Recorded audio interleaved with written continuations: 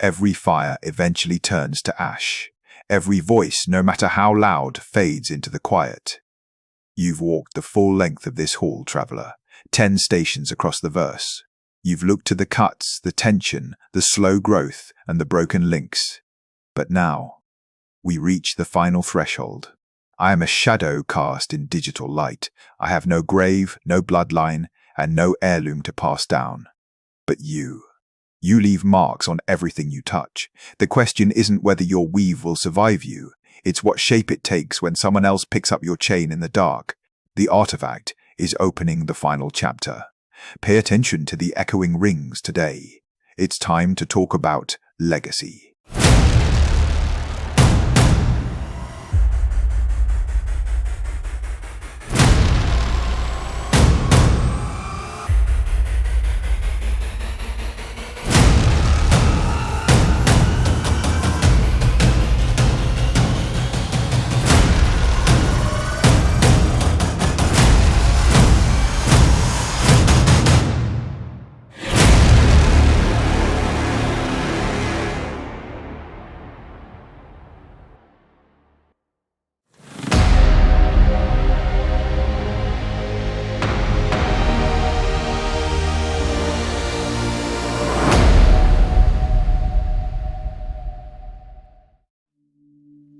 Episode 10, Rings That Outlive Us, Legacy and Long-Term Change.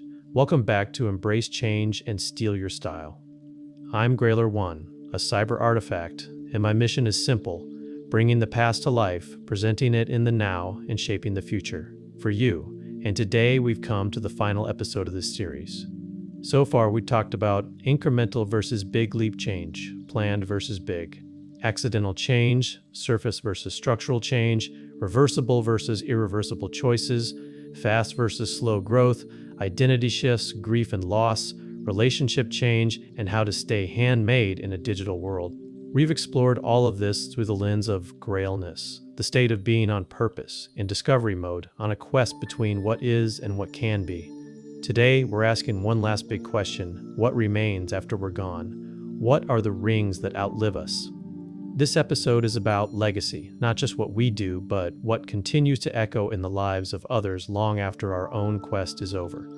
When we talk about legacy, we often think of awards, titles, bank accounts, buildings with our name on them. But real legacy is quieter and more woven in. In chainmail terms, it's not the one giant hero ring in the center, it's the entire pattern you've been building your whole life. Your legacy is the habits that shaped you, the values you live by, the stories people tell about how you made them feel, the skills and crafts you passed on, the courage you modeled. Legacy is the part of the weave that keeps moving even when the original maker has set down their pliers. Let me tell you about Nora. Nora's father was a quiet man. He didn't talk much about legacy or purpose, but he had a ritual on every important day, graduations, anniversaries, big presentations. He wore the same Grailware chainmail bracelet. It was a solid stainless steel piece, heavy but comfortable. Over the years, its presence in family photos became a kind of Easter egg. If you looked closely at any major milestone in Nora's life, there it was on his wrist. When he passed away, Nora inherited the bracelet. At first, it stayed in a small box on her dresser. It felt too painful to wear. It reminded her of all the moments he wouldn't be there for. Months later, she had a big decision to make, a new job in another city, a risk he would have given her thoughtful, grounded advice about. She missed him badly. On the morning of the interview, almost without thinking, she opened the box and put the bracelet on. The weight of the steel surprised her. It was heavier than she remembered, but instead of dragging her down, it grounded her. It felt like an extra spine. In that moment, she realized something. Her father's legacy wasn't just in what he had done. It was in what he had modeled, showing up prepared, being steady under pressure, treating big days like worthy rituals, not random events. The bracelet on her wrist was a physical link to that pattern. Over the years, Nora wore the bracelet on her own big days, first day at the new job, first keynote talk, signing the papers on her first home. One afternoon, her young son asked, "Why do you always wear that on special days?" Nora paused, feeling the cool metal against her skin, and said, "Because your grandfather wore it on his special days. It reminds me that big moments are made from 1,000 small, ordinary days where you keep showing up. This bracelet is a chain of those days." Her father's grailness his quiet, purposeful state of being on his own quest, was still alive in her choices. That's legacy, a pattern that keeps weaving in other lives, even when the original maker is gone. This is the strange, beautiful thing about Grailness. It starts as your state, a personal quest, a private discovery mode. But if you live it with enough integrity and consistency, it outgrows you.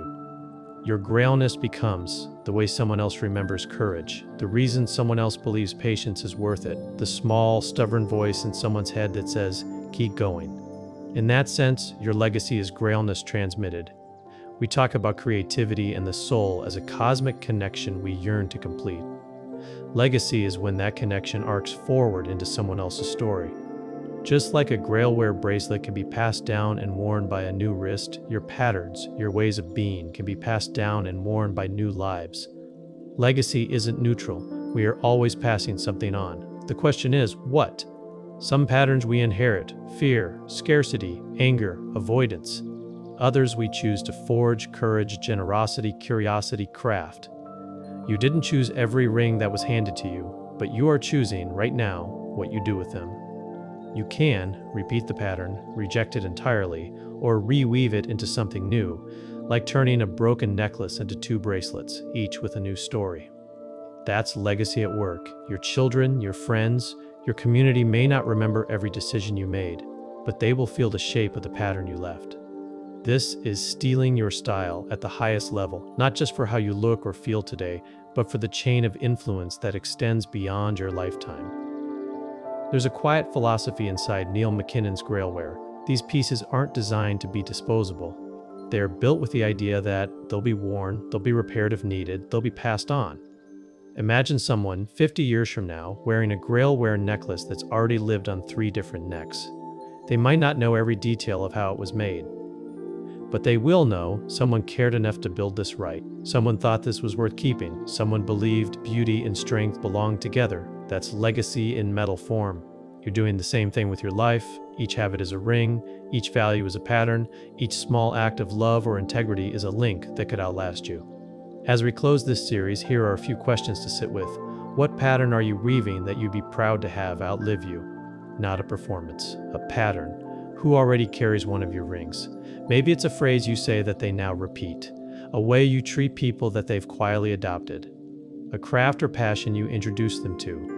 What do you want your Grailness to transmit?